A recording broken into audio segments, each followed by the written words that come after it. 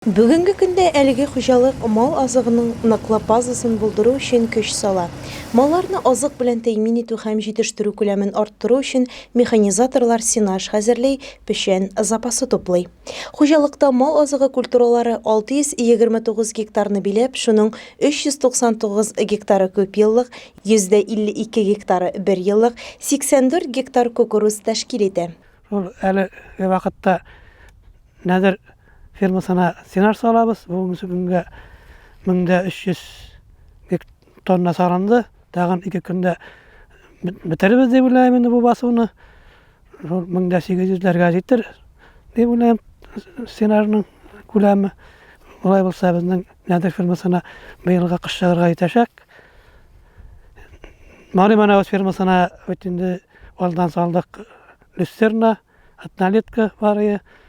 Анда 1300 тонна сенаж салынды. Күп еллык үләнне МТЗ-12-дә 21 тракторы белән Марсель Салимов тезмәләргә салды.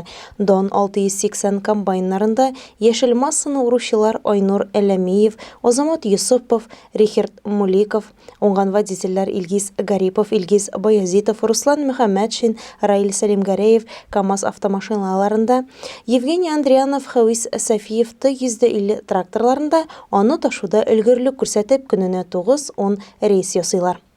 К700 тракторында намуслы хезмәт салучы механизаторлар Наил Габдуллин һәм Айрат Шакирҗанов бар таләпләрне төгәл үтәп, яшел массаны тыгызлап тора. Учетчылар Рөстәм Набиев белән Фәйрүз Гарифуллин көндәлек исәбен алып бара. Кооперативта 960 баш мал исәпләнә. Эшле малга азык та мул гына таләп ителә. Шуңа да партиялылар җитәрлек күләмдә запас тупларга тырыша. Бу җәһәттән эш рамлы барсын өчен уңайлы шартлар булдырылган. Әлбәттә, мондый тырыш һәм бердәм уңганнар булганда, маллар азыксыз калмас, ә бу үз чиратында җитештерүчәнлекне арттыруга өмет һәм ышаныч бирә. Мая гәзитенең махсус хәбәрчесе Гөлфирә Зиннатуллина, Луиза Шарафетдинова, Илеш телерадиокомпаниясе.